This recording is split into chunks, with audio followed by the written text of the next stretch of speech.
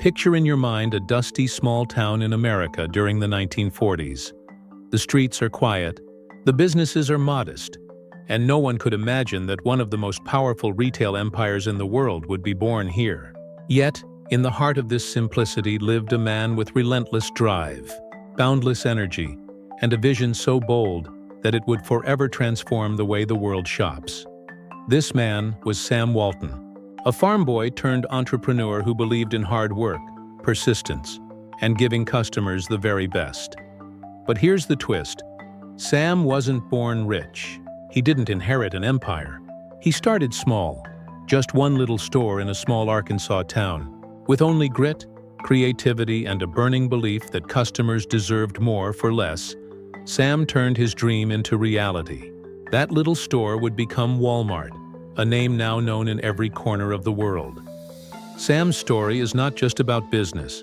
It's about resilience, humility, and the power of never underestimating small beginnings. So, stay with me till the end of this story, because Sam Walton's journey will prove to you that your background doesn't determine your future.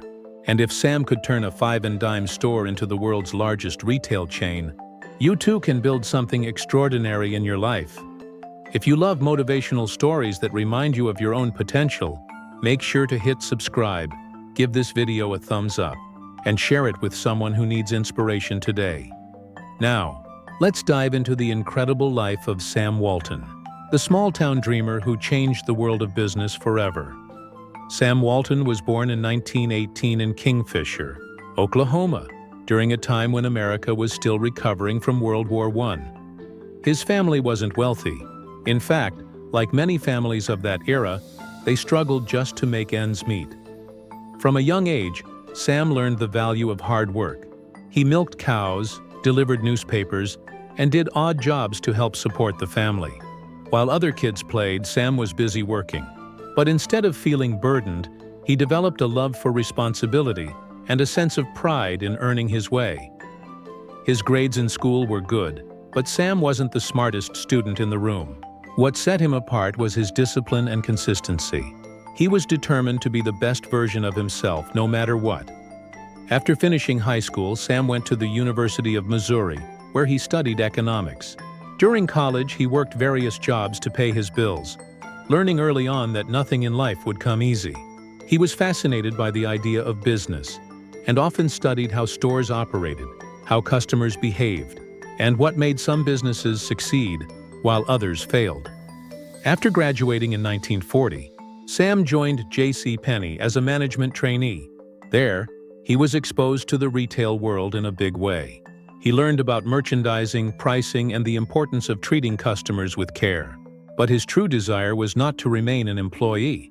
Sam wanted to run his own store. After serving in the U.S. Army during World War II, Sam came back determined to pursue his dream. With a small loan of $20,000 from his father-in-law, he purchased his first store, a Ben Franklin variety store in Newport, Arkansas. But here's the surprising part.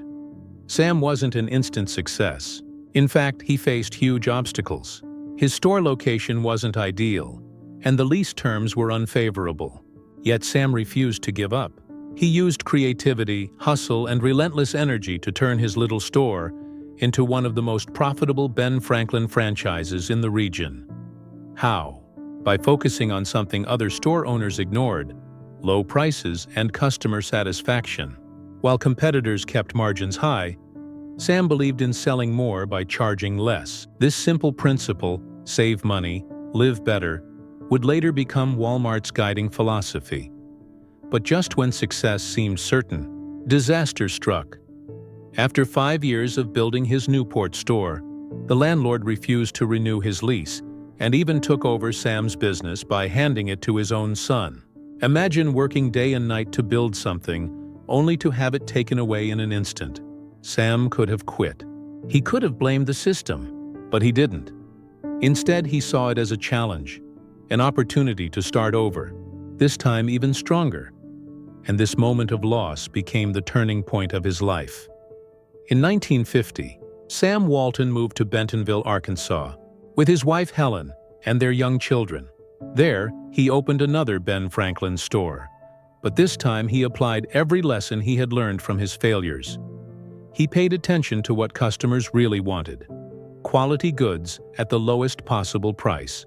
Sam would drive hundreds of miles to find suppliers who could give him better deals, just so he could pass those savings on to his customers. Word spread quickly. People began driving long distances just to shop at Sam's store because they knew they would save money. His competitors thought he was crazy for cutting margins so low, but Sam saw what they couldn't. Volume was the future of retail. By the early 1960s, Sam realized he needed a new kind of store, something bigger, bolder, and revolutionary. And in 1962, he opened the first Walmart in Rogers, Arkansas. The idea was simple yet powerful: build large stores in small towns, keep prices lower than anyone else, and give customers the best shopping experience possible. People loved it. Customers who had never experienced such variety and affordability under one roof became loyal Walmart shoppers. But success didn't come without skeptics. Big city retailers laughed at Sam. They thought small towns couldn't support such large stores. But Sam proved them wrong again and again. By focusing on rural America, an underserved market, he built a customer base that was not only loyal but also growing. Walmart stores multiplied, spreading across Arkansas and beyond.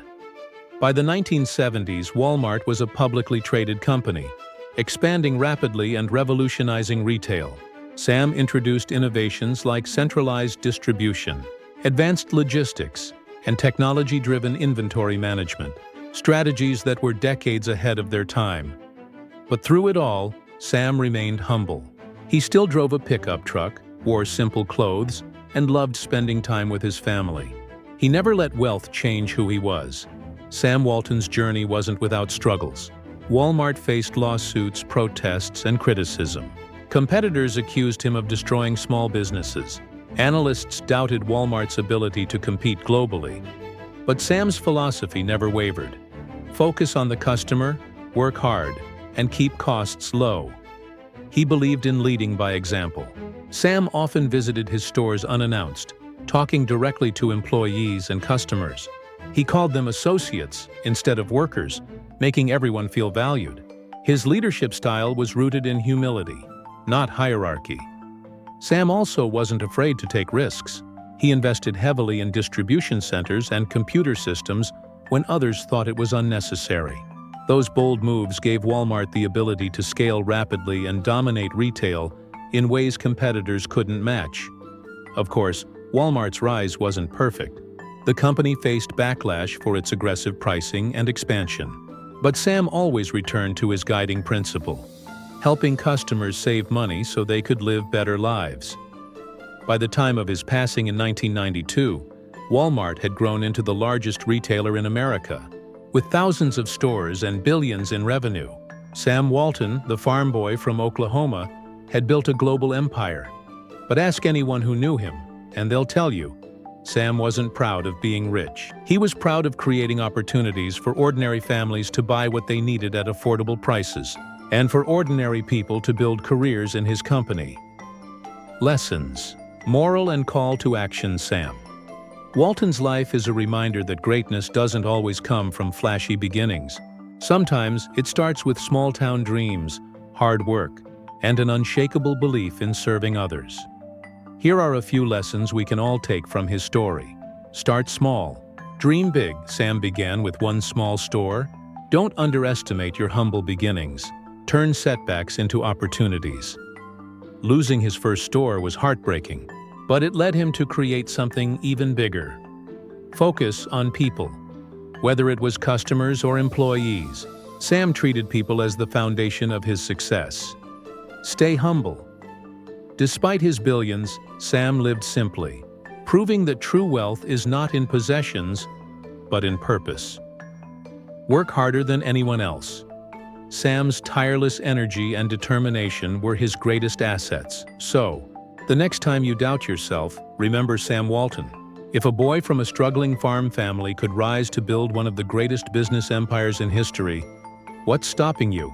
If this story inspired you, don't forget to like this video, share it with your friends, and subscribe to this channel for more powerful stories of resilience, grit, and success.